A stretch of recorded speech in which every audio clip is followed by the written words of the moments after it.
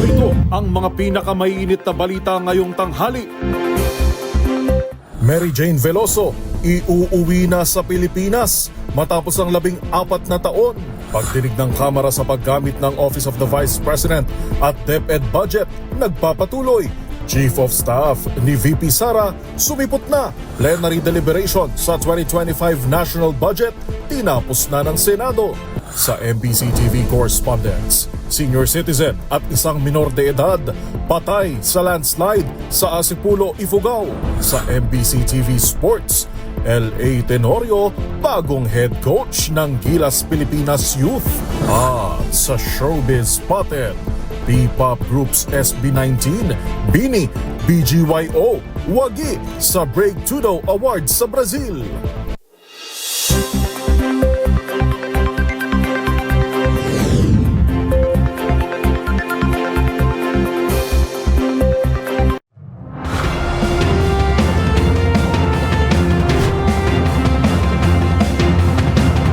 Bawat balita, makabuluhan. Bawat kwento, makapangyarihan. Boses ng Pilipino para sa Pilipino. Live mula sa MBC TV Studio. MBC TV Network News.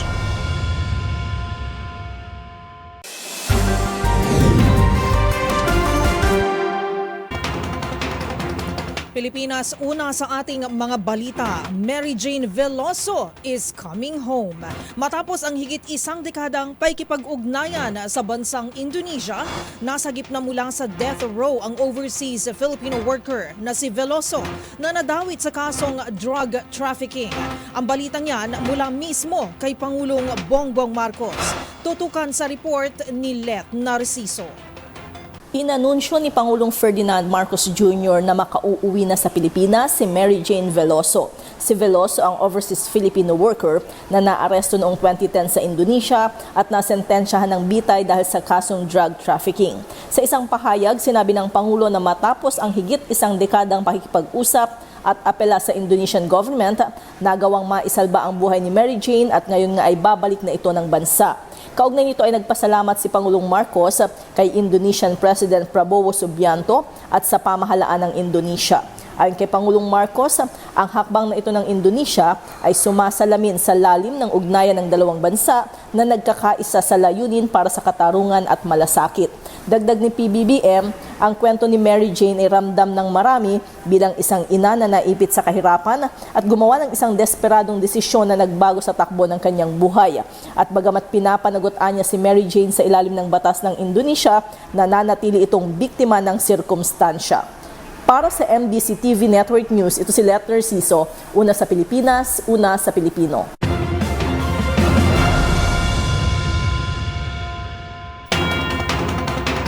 Samantala, naikipag-ugnayan na ang Kamara sa National Bureau of Investigation o NBI para busisihin ang liquidation report sa confidential funds ng Office of the Vice President.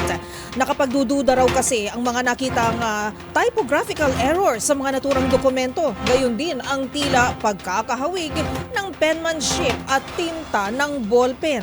Ang buong detalye ihahatid ni Kyle Bulyas. Pinaiimbestigahan na ng Kamara sa National Bureau of Investigation ang mga acknowledgement receipt ng Office of the Vice President sa kanilang liquidation report para sa paggamit ng kanilang confidential funds. Ayon kay Congressman Jay Conghun, Vice Chairman ng House Good Government and Public Accountability Panel, isa sa ilalim sa pagsusuri ang penmanship sa mga naturang resibo. Hinihinala kasi ng Kamara na bogus lamang ang mga resibo dahil sa mga typographical error dito, gayon din na magkakapare sa sulat kamay, pati na ang tinta ng ballpen na ginamit. Bukod dito, kino-question din ng Kamara ang isa sa mga pumirma sa resibo na si Mary Grace Piatos na mistulang pinagsamang pangalan lamang ng isang kilalang coffee shop at brand and chicheria dito sa Pilipinas.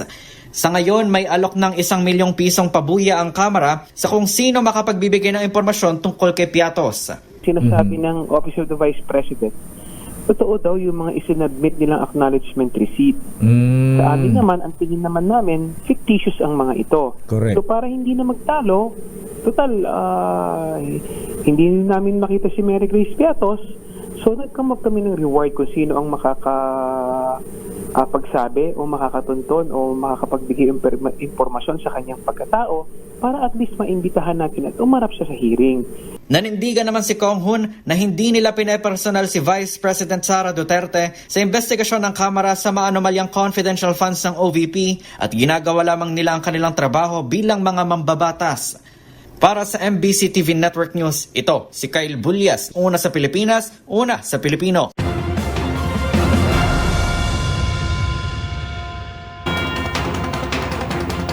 Ipinadeport pabalik ng kanilang bansa ang 3 puganteng Japanese nationals na nagtatago sa Pilipinas. Ayon sa Bureau of Immigration, kinilala ang mga ito na sina Koyama Tomohire, Nagaura Hirok at Miura Issei. Sakay ng Japanese Airlines flight patungong Tokyo. Nabatid na may warrant of arrest ang naturang Japanese nationals dahil sa kanilang kinasasangkutang krimen. Isinama na rin ang mga ito sa blacklist upang hindi na muling makabalik ng bansa.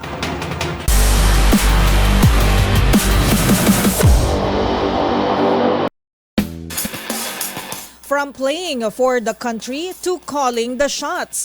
Bagong role ang gagampanan ng veteran point guard na si L.A. Tenorio sa basketball court matapos itong ipakilala bilang bagong head coach ng national team ng Gilas Pilipinas Youth. Ang mga detalye tutukan sa report ni Millie Borja. Mula sa pagrerepresenta ng Pilipinas bilang bahagi ng national team, bagong pinto ang nagbukas kay veteran point guard L.A. Tenorio bilang head coach ng Gilas Pilipinas Youth. Yan ang inununsyo ng Samahang Basketball ng Pilipinas kung saan papalitan nito ang dating head tactician ng team na si Josh Reyes. Tinawag ni SBP President Al Panlilio si Tenorio bilang natural leader at tunay na kampiyon on and off the court. Kaya naman inaasahan itong matutulungan ang mga youth athlete hindi lang sa basketball kundi maging sa buhay. Bagamat nakararamdam ng matinding pressure, sinabi naman ng 40-year-old basketball veteran na excited ito sa bagong yugto ng kanyang career at dumulog na rin umano siya kay Gilas Pilipinas head coach Tim Cone para sa plano nitong sistema sa team.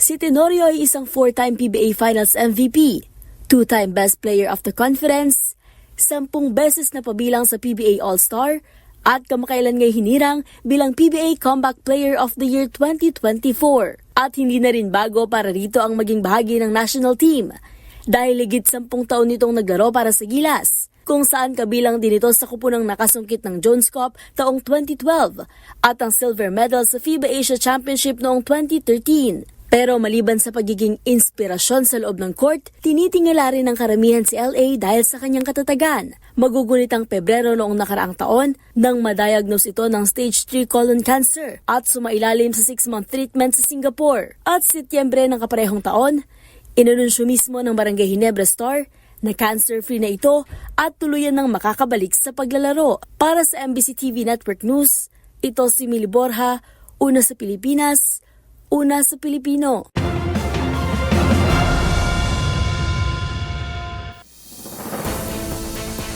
Narito ang mga balitang dapat ninyong abangan. Disud, tiniyak na babayaran ang mga nasiraan ng bahay dahil sa mga kalamidad. PDEA iginiit na walang reward system sa war on drugs. Sa MBC TV Global, mga batang estudyante sa Changde City, China, nabangga ng isang SUV. Suspect, kinuyog ng mga magulang. At sa MBC TV Sports, Kai Soto cleared to play na para sa FIBA Asia Cup qualifiers. Lahat ng yan sa pagbabalik ng MBC TV Network News.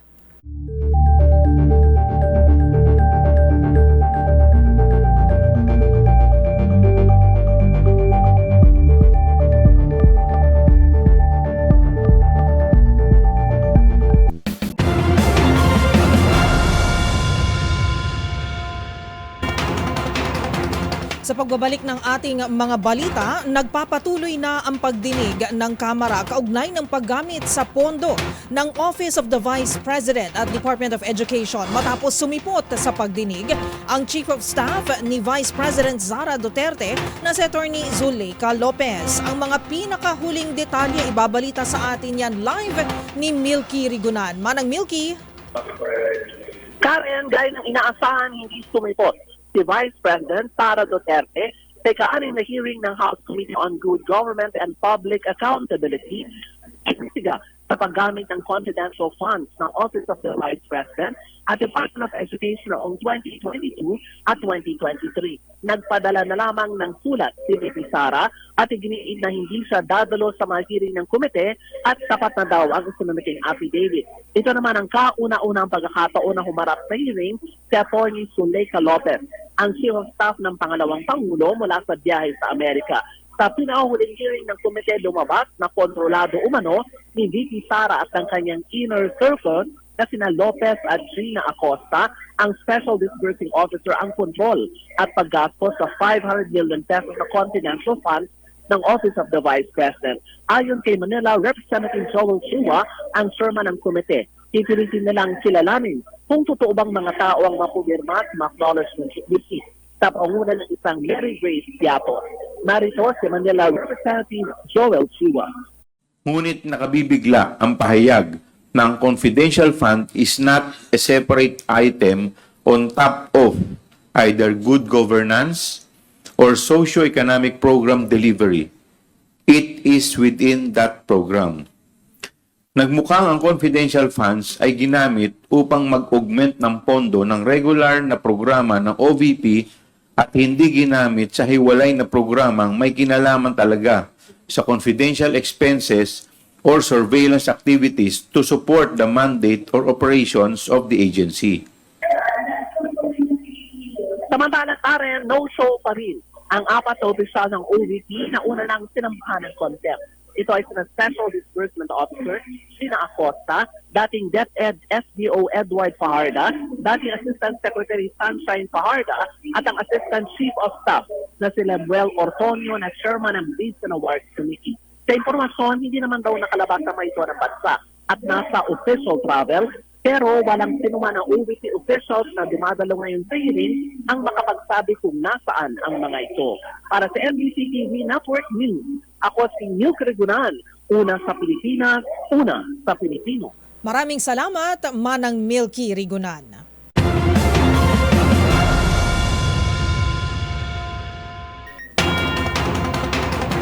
Inumaga na ang pagtatapos ng 2 linggong Senate plenary deliberations para sa higit 6 trilyon pesos na panukalang national budget para sa susunod na taon. Itinakda rin ngayong araw ang deadline ng pagtanggap sa iba pang mungkahing amendments ng naturang pondo. Magbabalita si Raymond Dadpaas. Alas 4 na kaninang madaling araw nang natapos ang Senate plenary deliberation sa 6.352 trillion pesos na 2025 national budget. Pinakauling na isa lang ang budget ng Department of Public Works and Highways o DPWH. Batay sa anunsyo ni Deputy Majority Leader J.B. Ejercito, ngayong araw itinakda ang deadline sa pagsusumite ng mga senador ng kanilang panukalang institutional at individual amendments sa panukalang pambansang budget. Pinasalamatan naman ni Senate President Francis T. Escudero ang lahat ng mga kasamahang senador sa pagpupursige sa nakalipas na 2 linggong magdamag na budget deliberations. Nagpasalamat din ang Senate President sa lahat ng mga staff ng Senado na nagpuyat sa nakalipas na 2 linggo sa panahon ng plenary deliberations sa national budget. There being no further reservation for interpellation, I move to close the period of interpellation of House Bill number 10800. So moved, Mr. President. Any objection? There being none, motion is approved. Just a gentle reminder to our colleagues to kindly submit their proposed institutional amendments to the committee, the LBRMO, today, November 20, 2024. And to those who have not submitted the individual amendments, please submit your list within the same deadline. So noted. Majority Floor Leader. Mr. President, I move that we adjourn the session until 3 o'clock in the afternoon of Monday, November 25, 2024. Before acting on the motion, Una nito ay nihayag ni Senador Grace Poe na siyang chairperson ng Senate Committee on Finance na nasa tamang schedule ang kanilang pagtalakay sa national budget. Para sa MBC TV Network News, ito si Raymond Dadpaas, una sa Pilipinas, una sa Pilipino.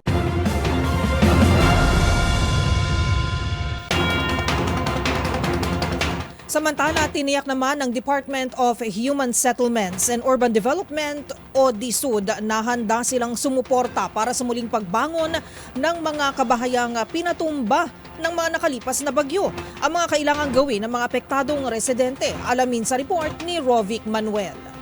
Tiniyak ng Department of Human Settlements and Urban Development o DSUD na babayaran ito at magbibigay sila ng financial assistance sa mga nasiraan ng bahay dahil sa mga nagdaang kalamidad. Sa panayam ng DZRH kay DSUD Undersecretary Randy Escolando, sinabi nitong may ipinatupad na programa ang kagawaran ngayong taon na makatutulong sa mga kababayan nating nasiraan ng tahanan. Meron po kaming tinatawag sa DSUD na Integrated Disaster Shelter Assistance Program.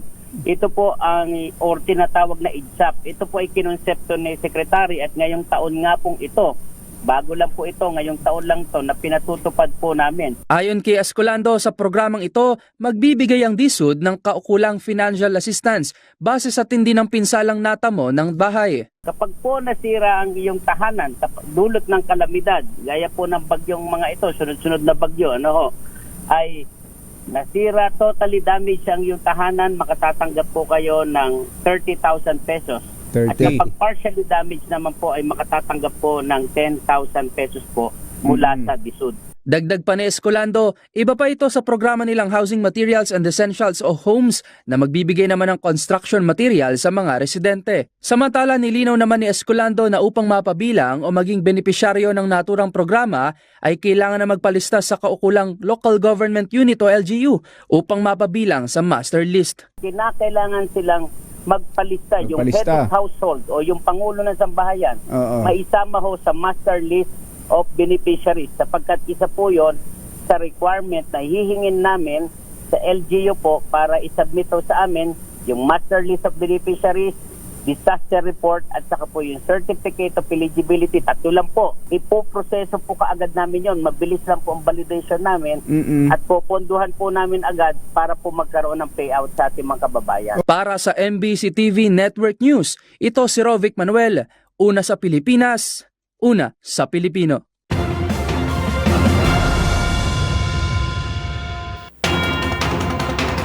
Tiniyak naman samantala iginiit naman ng Philippine Drug Enforcement Agency o PDEA na walang reward system sa kanilang kampanya laban sa iligal na droga. Ayon kay PDEA spokesperson Lawin Gabales, may pulisiyang sinusunod ang ahensya alinsunod sa Dangerous Drugs Board. Ang mga detalye tinutukan ni Boy Gonzales. Hindi binibigyan ng rewards ng Philippine Drugs Enforcement Agency o PDEA ang mga tauhan na pumapatay ng mga nasasangkot sa iligal na droga. Ito ang paglilinaw ni PDEA spokesperson na Lawin Gabales patungkol sa usapin ng pagkakaloob ng rewards sa mga kagawad na ahensya na pumatay ng mga sangkot sa illegal drugs. Sa kapihan sa Manila Hotel, piniliwanag ni Gabales na may Operation Private Eye at Operation Lumen ang PDEA na nagsasagawa ng lehitimong operasyon laban sa bawal na gamot. May polisiyaan niya ang hensya patungkol sa mga membro ng PDEA na nakapapatay sa panahon ng operasyon at ang pagbibigayaan niya ng reward sa mga nakapapatay ay alusunod sa batas at polisiyang binalangkas ng Dangerous Drugs Board o DDB. Nilinaw ni Gabales na ang pumatay ng mga sangkot sa illegal drugs ay hindi pinagkakalooban ng rewards. Para sa MBC TV Network News, ito si Boy Gonzales, una sa Pilipinas, una sa Pilipino.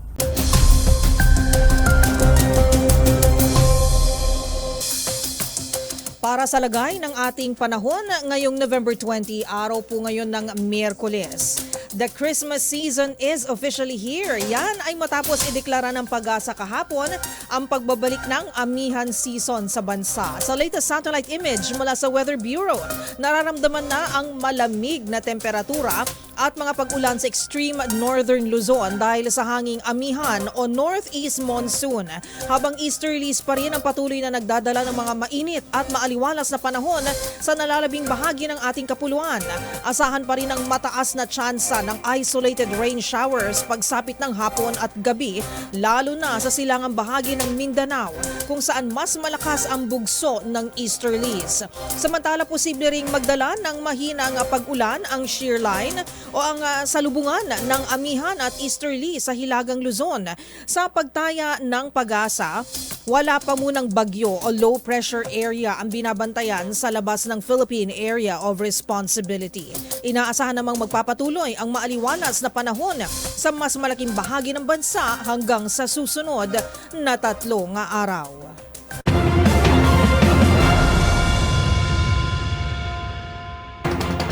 Sa iba pang balita, inamin ni US Defense Chief Lloyd Austin na may mga sundalong Amerikano na kasalukuyang nakaposte para sa tinawag nitong Task Force Ayungin. Sa pagbisita ni Austin sa kanila, sinaluduhan umano nito ang masigasig na serbisyo ng kanyang mga kasamahan para sa patuloy ng pagpapalakas ng alyansa sa pagitan ng Pilipinas at Estados Unidos. Narito ang ulat ni Edniel Parosa. Ibinunyag ng Defense Chief ng Estados Unidos na may mga sundalong Amerikano ang nakatao sa tinawag niyang US Task Force Ayungin. Sa kanyang mensahe pagtapos bumisita sa Palawan, sinabi ni Secretary Lloyd Austin na nakipagkita siya sa mga kalahing service members na nakadeploy sa nabanggit na unit. Pinasalamatan umano niya ang mga ito sa kanilang masigasig na pagtatrabaho para sa mga Amerikano at para sa alyansa sa rehiyon. Hindi naman malinaw kung ano ang partikular na gampanin ng mga sundalong Amerikano sa AFP Western Command. Pero sinabi ni Austin ang patungkol sa US Task Force Ayungin makaraang dumalaw sa Command and Control Fusion Center sa Palawan kahapon. Pumapatungkol ang pangalang Ayungin sa teritoryo ng Pilipinas sa West Philippine Sea kung saan nakaposte ang BRP Sierra Madre. Sinusubukan ng DZRH-2 na hingin ng panig ng AFP at National Security Council hinggil dito pero wala pa silang opisyal na tugon hanggang ngayong umaga. Nauna nang nag-alok ng tulong ang US Indo-Pacific Command sa pagsasagawa ng rotation and resupply mission sa BRP Sierra Madre sa gitna ng tumitinding harassment ng China. Gayunpaman, nanindigan si AFP Chief of Staff General Romeo Browner Jr. na nais munang subukan ng Pilipinas na gawin ang mga operasyon sa sariling kapasidad. Para sa MBC TV Network News, ito si Edniel Parosa ng DZRH. Una sa Pilipinas, una sa Pilipino.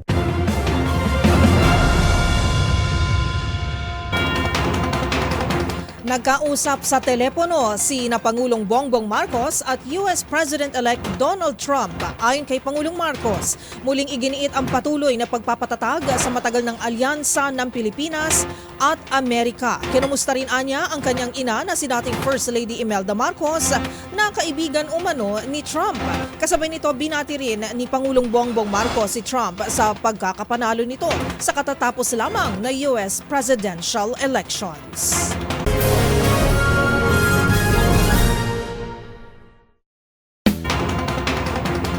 Sinintensyahan ng 10 taong pagkakulong ang nasa 45 pro-democracy activists sa Hong Kong dahil sa ganawa nilang unofficial election protest. Ang umunoy hindi makatarungang hatol, ikinabahala naman ng ibang bansa. Yan at iba pang mga napapanahong balita mula sa iba't ibang panig ng mundo sa loob ng 1 minuto sa Global Headlines Report ni James Galange. Balita mula sa Hong Kong. Kinulong ang nasa 45 pro-democracy activist na may parusang hanggang 10 taon dahil sa umunoy banta sa pambansang seguridad kaugnay ng isinagawang unofficial primary election protest. Ikinibahala naman ito ng ilang mga bansa tulad ng Amerika at Australia na nagsabing ang mga kasong ito ay politically motivated lamang at karapatan ng mga mamamayan na ipahayag ang kanilang manghinaing sa gobyerno. Samantala, balita naman mula sa China, nabangga umano ng isang 39-year-old na lalaki ang minamaneho niyang SUV sa isang primary school sa Changde City kung saan karamihan sa mga naging biktima ay mga batang estudyante na nasa edad 6 hanggang 12 taong gulang. Kasalukuyang inaalam pa ng mga otoridad ang naging motibo ng suspect para sa nangyaring aksidente habang kita sa video ang pagkuyog at pagbugbog ng mga bagulang sa naturang suspect. Sa iba pang balita, nanawagan naman ng isang dating top Vatican official sa Vatican na mas paigtingin pa ang pagpapatupad nito ng zero tolerance law. Ito ay kasunod ng hinaing ng mga biktima ng sexual abuse na automatikong sibakin sa simbahan ang mga paring mapapatunayan na sangkot sa ganitong uri ng paglabag upang mas maprotektahan ang maraming kabataan sa buong mundo. At yan ang 1 minutong hatid ang mga pinakamaiinit at napapanahong balita sa iba't ibang panig ng mundo. Para sa MBC TV Network News, ito si James Galange, una sa Pilipinas, una sa Pilipino.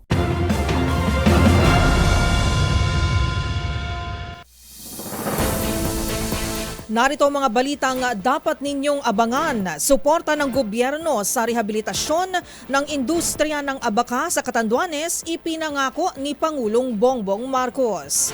Para sa MBC TV correspondents, 2 wanted sa kasong rape at pandarambong arestado sa Northern Samar. Para naman sa experts' opinion, mga alagang aso at pusa kayang makadetect ng masamang panahon ayon sa pag-aaral. Para sa MBC TV Sports, Kai Soto cleared to play na para sa FIBA Asia Cup qualifiers. At sa showbiz spotted, P-pop groups na SB19, BINI at BGYO, tama ba ang aking pagkakaano? Nakasungkit sila ng parangal para sa Breaktudo Awards sa Brazil. Aba, congratulations! Lahat ng yan sa pagbabalik ng MBC TV Network News.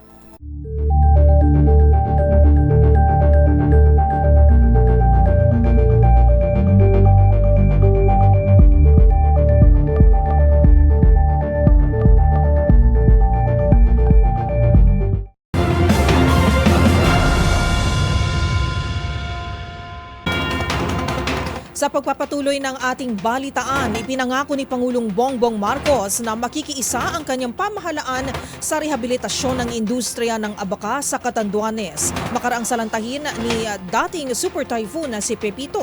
Pagtitiyak ng Pangulo, naka-preposition na ang reconstruction materials habang naikipag-ugnayan na rin ito sa Department of Agriculture o DA para sa muling pagbangon ng mga magsasaka.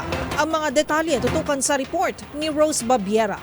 Handa ang gobyerno na magbigay ng reconstruction materials para sa planong rehabilitasyon ng industriya ng abaka sa Catanduanes matapos itong magtamo ng matinding pinsala dulot ng bagyong Pepito. Sa situation briefing sa Catanduanes, ipinangako ni Pangulong Bongbong Marcos na tutugunan ng pamahalaan ang mga pinsala sa agrikultura na iniwan ng nagdaang bagyo. Una na rito ang epekto sa fiber production industry dahil sa mga nasirang taniman ng abaka. Ayon sa Pangulo, kailangang tignan kung paano makapagtatanim muli sa mga plantasyon at bilang pauna at agarang aksyon, nakahanda naman anya ang gobyerno na magbigay ng mga reconstruction material para masimulan na ito. Sa ngayon, sinusuri ng Department of Agriculture o DA ang kabuoang pinsala sa lokal na industriya ng abaka at tinutukoy ang mga angkop na interbensyon tugon dito. Inatasan na rin ng Pangulo ang DA at Department of Labor and Employment na magtulungan sa pagbuo ng Recovery Initiative. Una, para ilatag ang mga hakbang sa proseso ng rehabilitasyon. At ikalawa, para mabigyan ng trabaho ang mga magsasaka. Ang produksyon ng abaka ay isa sa mga pangunahing industriya sa Catanduanes, partikular na sa bayan ng Virac, kung saan maraming magsasaka ang nakadepende rito para sa kanilang kabuhayan. Kamakailan, hinimok na rin ni PBBM ang Philippine Fiber Industry Development Authority o PhilFIDA na paigtingin ng ahensya ang pananaliksik, produksyon, edukasyon at regulasyon sa kalakalan para mas mapaunlad ang fiber industry sa bansa. Para sa MBC TV Network News, ito si Rose Babiera. Una sa Pilipinas, una sa Pilipino.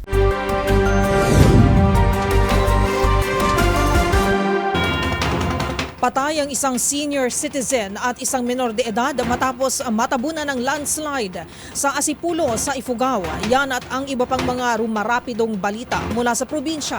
Hatid ng iba't ibang istasyon sa ilalim ng MBC Media Group.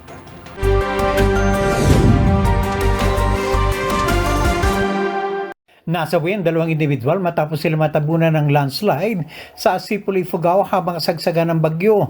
Nakilala mga namatay na sina Marcelo Pugong Henop, 63 taong gulang at ang 13 anyos na si Albert Dulnuan Bino Jr.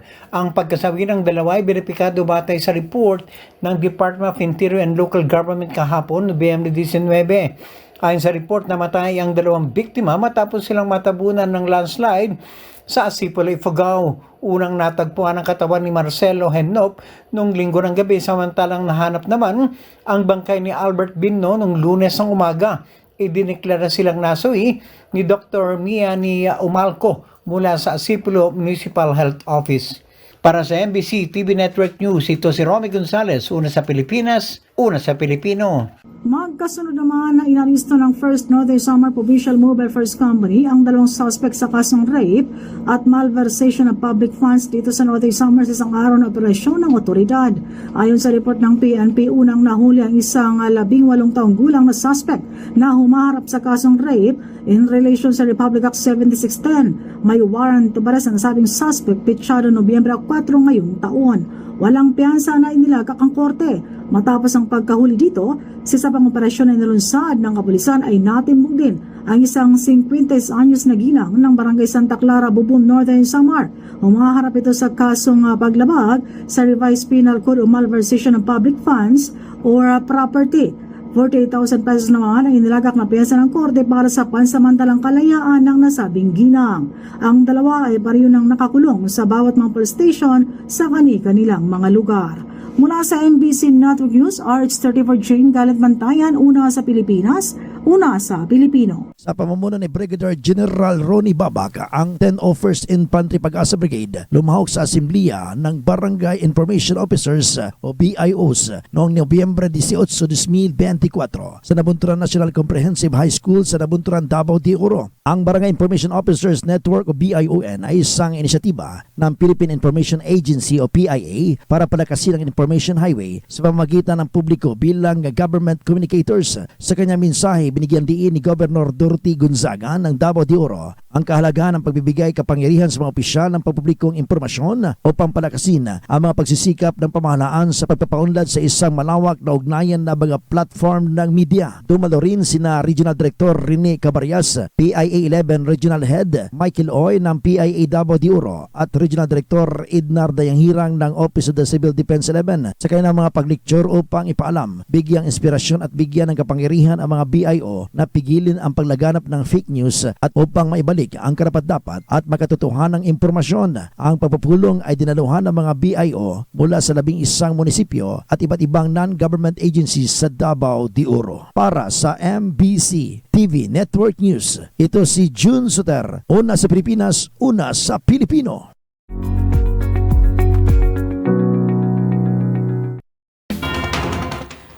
Nagmistulang parada ng mga bagyo ang sunod-sunod na humagupit sa Luzon nitong mga nakalipas na linggo. Kaya naman mas maagap na rin ang iba't ibang kawani ng pamahalaan sa paghatid ng ulat panahon. Pero maliban dito, alam nyo ba na sa tulong ni na Bantay at Mingming ay pwede rin nating maramdaman ang nagbabadyang sama ng panahon? Galing naman. Kung paano, alamin natin sa Experts Opinion Report na ito. Nararamdaman ng mga alaga nating aso at pusa kung may paparating na sama ng panahon o bagyo. Ito ay sa pamamagitan ng kanilang mga pandama o senses. Ayon kay Dr. Lizzie Ewens, isang feline medical expert, kumpara sa tao, may kakayahang mas maagang malaman ng mga pusa kung may paparating na sama ng panahon dahil sa kanilang sensitibong ilong at tenga. Pero paano nga ba ito malalaman? Ang biglaang pagbabago raw ng kanilang ugali ay posibleng nangangahulugan na may bagyong paparating. Kabilang narito ang kapansin-pansing pagiging iritable ng mga ito o hindi mapakali at walang tigil sa pagngiyaw. Isa rin sa mga senyales na ipinapakita ng mga alaga nating pusa ay ang paghagod sa kanilang tenga at ang walang tigil na pagdila nito sa kaniyang balahibo na posibleng dulot ng pagbabago ng atmospheric pressure sa paligid. Ayon din sa pag-aaral, ang aso naman ay mayroong 100 milyong receptors kung saan may kakayahan silang maamoy sa hangin kung may paparating na sama ng panahon. Kumpara rin sa tao, higit na mas matalas ang pandinig ng mga aso, dahilan upang marinig na nila ang kulog kahit nasa malayong distansya pa lamang ito. At kagaya ng pusa, nagpapakita rin ng mga senyales ang aso, tulad na lamang ng pagkagat sa kanilang paws o paa, hindi mapakali, nagtatago sa mga blankets o sulok, whining, maging panginginig at paglalaway. Sa ganitong mga pagkakataon, paalala pa rin ng mga animal expert o maging mga fur parent na panatilihing kalmado at safe ang ating mga alagang aso at pusa tuwing may paparating na sama ng panahon.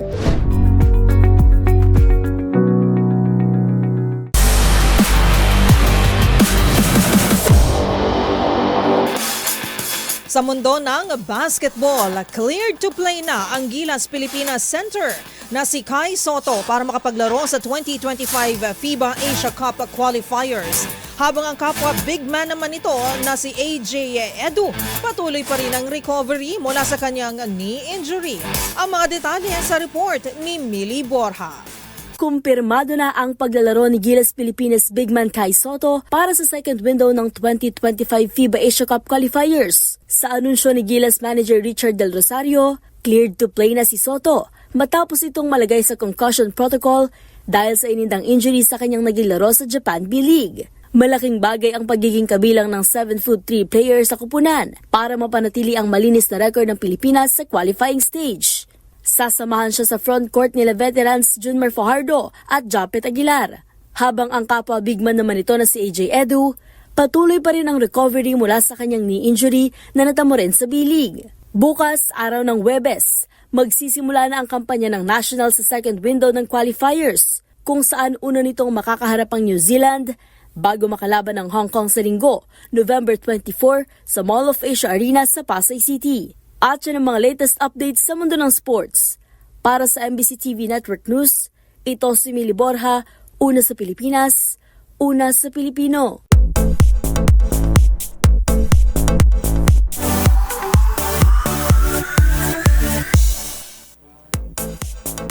Panibagong achievement na naman ang nakamit ng mga ipinagmamalaki nating P-pop groups. Ang SB19 na BINI at BGYO kasi wagi sa katatapos lang na Breakthrough Awards sa Brazil.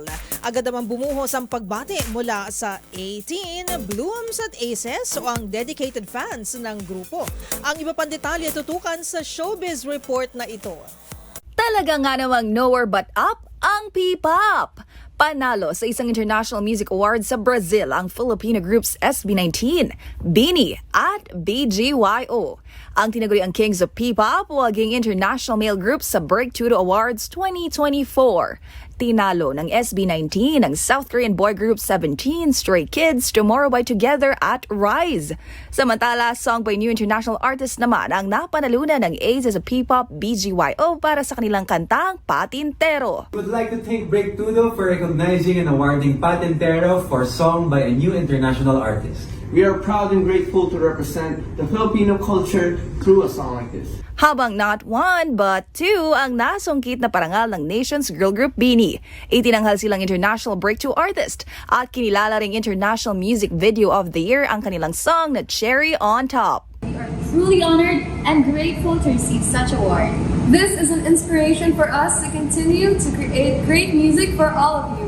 We hope to visit Brazil soon, but for now, Obrigado Breakthrough Awards! Obrigado Brazil! And speaking of BINI, kagabi nga lang sa pagtatapos ng 3-day concert ng Pantropico Hitmakers, inanunsyo nitong magkakaroon ng Valentine's Repeat ang Grand BINIverse sa February 15 at ang isa pang nagpa-excite sa Blooms ay ang kanilang new song Blink Twice na ilalabas din daw next year. Para sa MBC TV Network News, ito po ang Showbiz Angel, Angelica Cosme. Una sa Pilipinas, una sa Pilipino.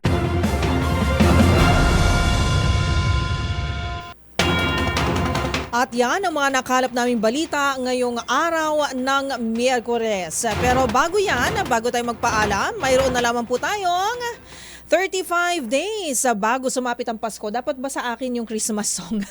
Dapat pala dito. Okay, anyway, babawi tayo bukas. Anyway, 35 days na lamang po bago magpasko. So advance Merry Christmas po sa ating lahat. Sa ngalan ni Yuel Reyes, ang aking partner, ako po naman si Miss Karen Oyong. Magkita-kita tayong muli bukas, araw na ng Huwebes, para sa mga balitang makabuluhan, mga kwentong makapangyarihan. Hatid ang boses ng Pilipino para sa Pilipino. Ito ang MBC TV Network News. Una sa Pilipinas, una sa Pilipino.